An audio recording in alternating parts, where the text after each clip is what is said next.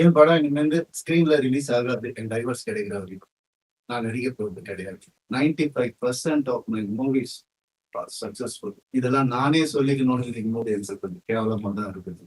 இருந்தாலும் கேவலப்படுத்துறவங்க முன்னாடி அதை சொல்லி காட்டுறதே கிடையாது. பெண்களுக்கு உரிமை இருக்கணும்னு சொன்னது நான் என் படங்கள்ல.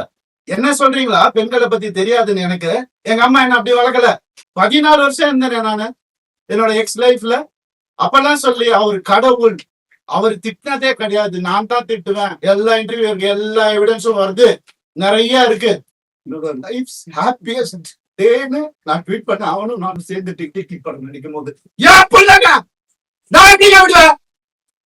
கேட்டுதான் இருப்பீங்களா? இப்படிதான் சைபர் புல்லிங் விஷயம் ஒரு பொண்ணு அனுப்பிச்சிட்டீங்க, ரொம்ப தேங்க்ஸ். அதுக்காக தான் நான் இன்டர்வியூலாம் வெயிட் பண்ணாங்க. எங்க இருந்தாலும் நல்லா இருக்கும், அவ்வளவுதான். வேற எதுவுமே எனக்கு இனிஷாவை கால் பண்ணி அனுப்பிச்சிட்டீங்க.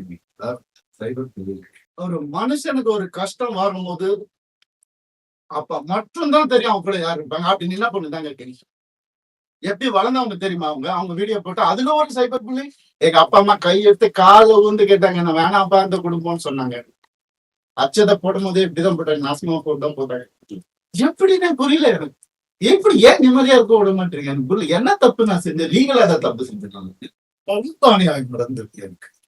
எனக்கு ரொம்ப அந்த சொல்ல முடியாத அளவுக்கு அநியாயம். அதனாலதான் நான் சினிமா ஏன் நேச்சர் அப்படி.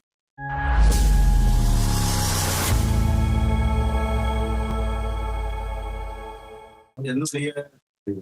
பர்சனல் இன்டர்வியூவா இதை நீங்க எடுத்துக்கணும். சினிமாவுக்கு எதுக்கும் சம்பளம் கிடையாது. இது எதுனாலும் கிடையாது. இது ஆச்சு அதனால வந்து பேசலாம் அப்படிலாம் கிடையாது. இத்தனை நாள் நான் பேசாம இருந்ததே ரொம்ப முட்டாள்தனமா நான் வந்து ஃபீல் பண்றேன். ஏன்னா ரவிமோகன், ஜெயம் ரவி அவர் ரொம்ப சாஃப்ட். அவர்கிட்ட எது சொன்னாலும் அவர் கேட்டுப்பாரு, புரிஞ்சுப்பாரு, அவர் விட்டு கொடுத்துருவாரு. அதுதான் என் கேரக்டர். அப்படிதான் நான் எடுத்துட்டு இருந்தேன். ஆனா சாது மிரண்டால் காடு போட்டாரு. சாதுவா இருந்த என்ன நிறைய பேர் சீண்டணும்னு நினைக்கிறாங்க.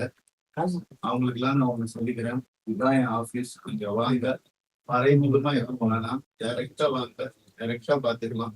எத்தனை பேர் என்ன கீழே இருக்கணும்னு நினைச்சாலும் அத்தனை பேருக்கும் நான் சினிமா பத்தி பேசுறதுல ஆல்ரெடி சொல்லிட்டேன். பர்சனல் தான்.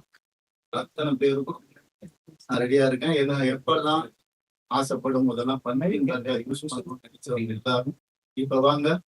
கராத்தே பாபு மாதிரி தான் நான் ட்ரைனிங் போறேன். ரெடியா இருக்கிறேன் நானு.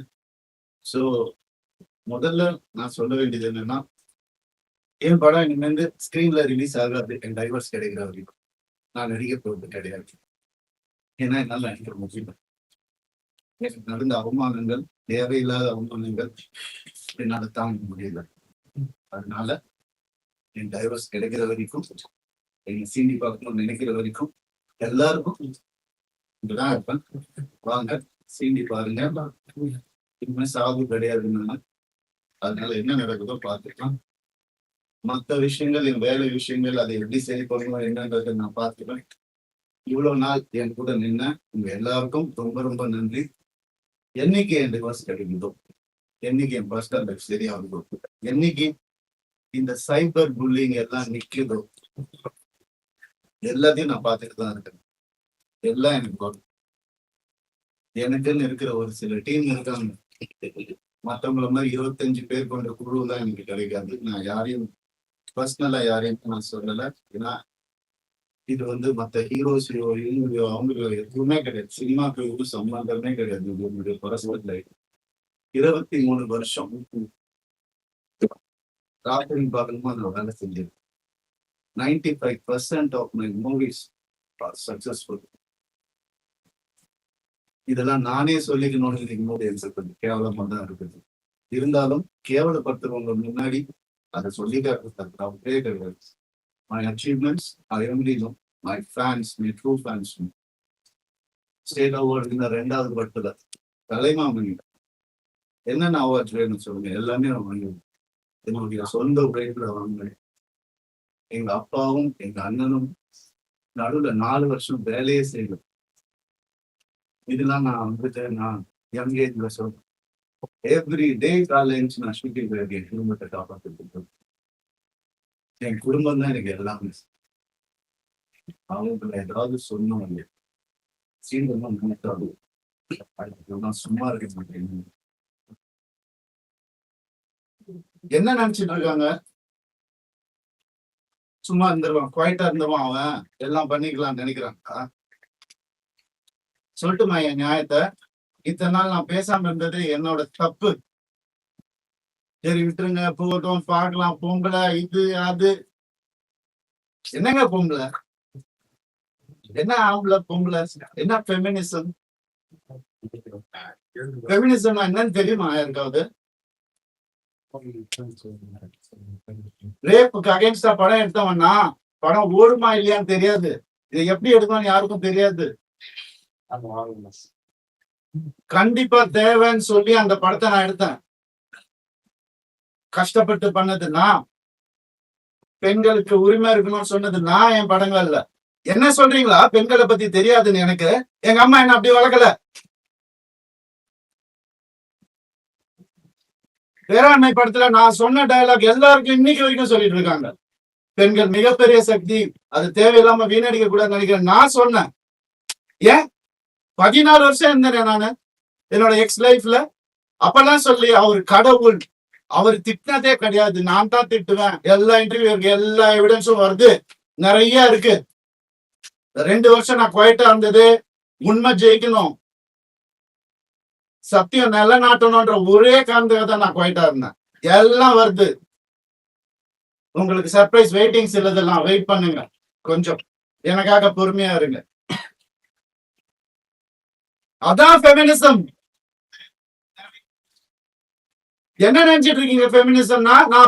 நானும் ஃபெமினிஸ்ட் தாங்க. எப்படிங்க என் குடும்பத்தையும் நான் அகைன்ஸ்டா எப்படிங்க பேசுவேன்? 14 வருஷம் பேசலையே, பொறுத்துக்கிட்டேனே. என் பிள்ளைங்களை பார்த்து ஹாப்பியஸ்ட் டேன்னு நான் ட்வீட் பண்ண, அவனும் நானும் சேர்ந்து டிக் படம் நினைக்கும் போது ஏன் பிள்ளைங்க நான் எப்படிங்க விடுவேன்? கேட்டுதான் இருப்பீங்களா? இப்படிதான் 50 லட்சம் ரூபா தெரியுமா? 2 பேர் ஸ்கூல் ஃபீஸ். எத்தனை வருஷம் நான் கட்டி பார்த்துட்டு இருக்கேன். அவங்களுக்கு நல்ல லைஃப் கிடைக்கணும்னு.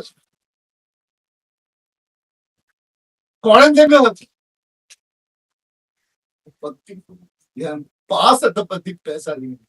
யாருக்கும் எதுவுமே தெரியாது. டெய்லி நைட் உட்காந்து அவன் செஸ் கத்துக்கான். என் சின்ன பையன் டெய்லி உட்காந்து விளையாடுவான். அவங்க கிட்ட தோத்து போவேன் நான். என்ன சொல்றீங்களா? குழந்தைங்க மேல அனுப்பிங்க பார்க்க விட மாட்டாங்க. போன் கான்ஃபிஸ்கேட் பண்ணி வச்சிருக்காங்க. ஸ்கூலுக்கு பாடி கார்டு அனுப்புறாங்க. என் பசங்க பார்க்கணும் இந்த வீடியோவை. தெரிஞ்சுதானே ஓடி வந்தேன் நான். அந்த லைஃப் பிடிக்கலன்னு இத்தனை நாள் இருந்தால அப்பெல்லாம் தெரியலையா? அப்பெல்லாம் பாத்துக்கல. எவ்வளவு கோடியில வீடியோ கேளுங்க போய் வெளியில. ஈஸியாரே சொல்லும். யாருக்காக? எல்லாம் அவங்களுக்காக தான் நான் பண்ண. இருக்கும் போது பாத்துக்க முடியலன்னா இல்லாதப்ப மூடிட்டு இருக்கணும். ஒரு குழு அமைச்சு இவங்களை இப்படி காசு கொடுத்து இவங்களா அப்படி எனக்கு தெரியாத அதெல்லாம் பண்றதுக்கு பிறந்து வளர்ந்தவன் சொல்லி கொடுத்தேன் நான் தான். ஏன் தெரியுமா நான் திரும்பி வந்த 6 மாசம் நான் காணாம போயிருந்தேன். வேணாங்க, வேணாம், தேங்க்யூ. இது ஃபெமினிசம். என்கிட்ட கேக்குறாங்க எப்படி அவன் வரான் பார்த்தலாம் ஷூட்டிங். ப்ரொடியூசர் ஆகினதே நான். என்கிட்ட கேக்குறாங்க யாராவது பாத்துருக்கீங்களா குடும்பமா? ஒரு எக்ஸ் குடும்பம் வந்து இன்டர்வியூல வர்றது யாரா பாத்துருக்கீங்களா? எனக்கே தெரியாது. சர்ப்ரைஸ் தான். வந்து ஏன் மாப்பிள்ள, ஏன் இது, ஏன் அது, எதுக்கு? நான் பாட்டுக்கு தானே இருந்தேன். அப்படியே போயிருக்காங்க. எதுக்கு சுரண்டி சுரண்டி சுரண்டி ரத்தம் வர்ற அளவுக்கு உயிர் போற அளவுக்கு சுரண்டு நான் என்னென்ன பண்றது சார்? எனக்கு இப்படிலாம் பேச தெரியாதா?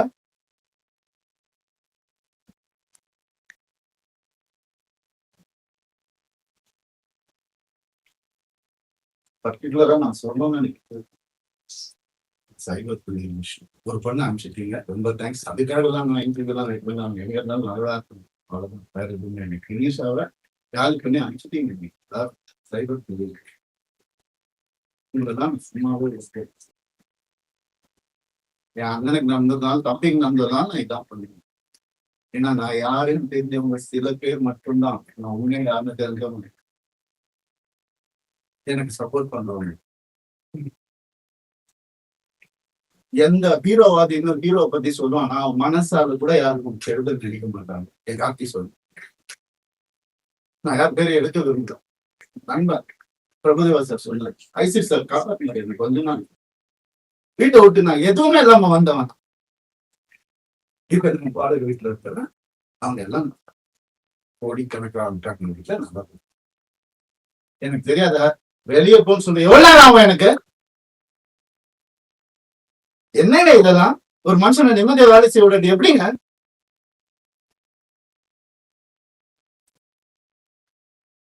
சும்மாவே இருக்கணும். என்ன கிண்டல் பண்ணாலும் ஏன்? ஏன்னா நான் செலிபிரிட்டி இமேஜ் தேவையில்லை.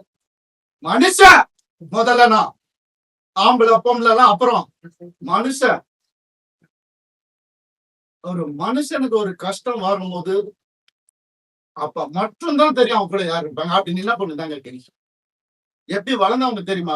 அவங்க வீடியோ போட்டு அதுல ஒரு சைபர் புள்ளி ஒரு பொண்ணு என்ன புரிஞ்சிடுச்சு. ஏன் பார்க்காத ஹீரோயினாங்க, என் வேலையே அழகான பொண்ணு கூட தான் நடிக்கிறது. அதான் என் வேலையே.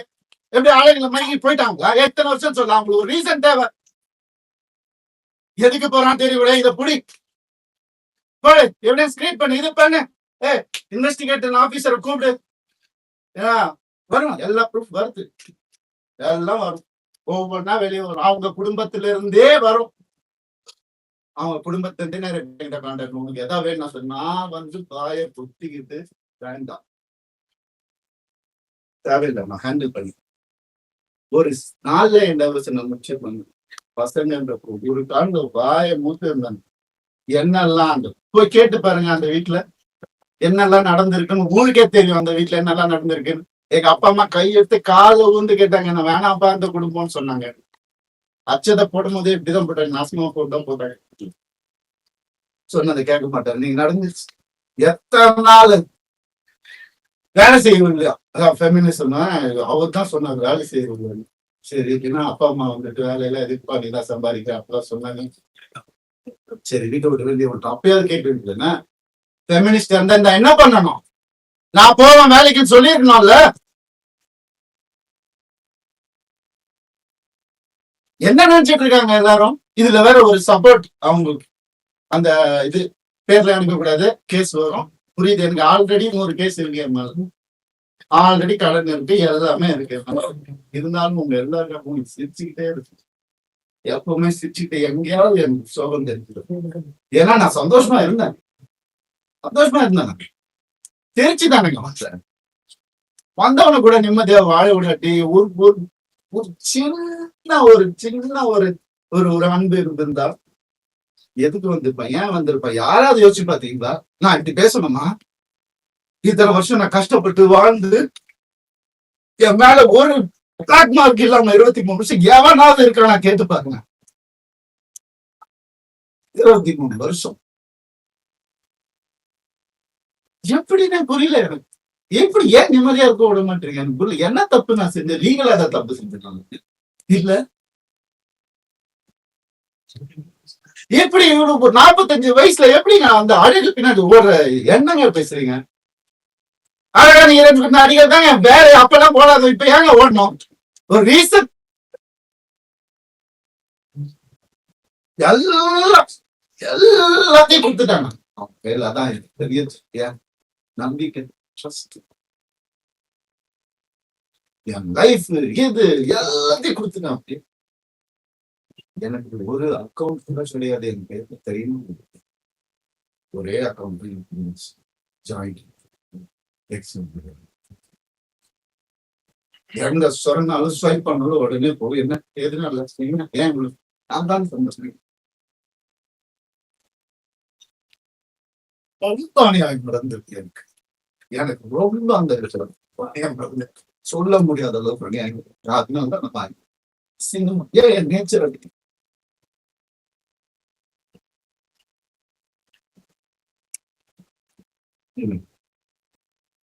எப்படி ஒரு ஒரு டீம் அமைச்சு ஒருத்தனை எப்படி காலிப்பாங்களா? நான் உயிரோட இருக்கக்கூடாது அவங்களுக்கு. மேக்சிமம் அதுதான் நடந்துரும். கண்டிப்பா நடக்கும்.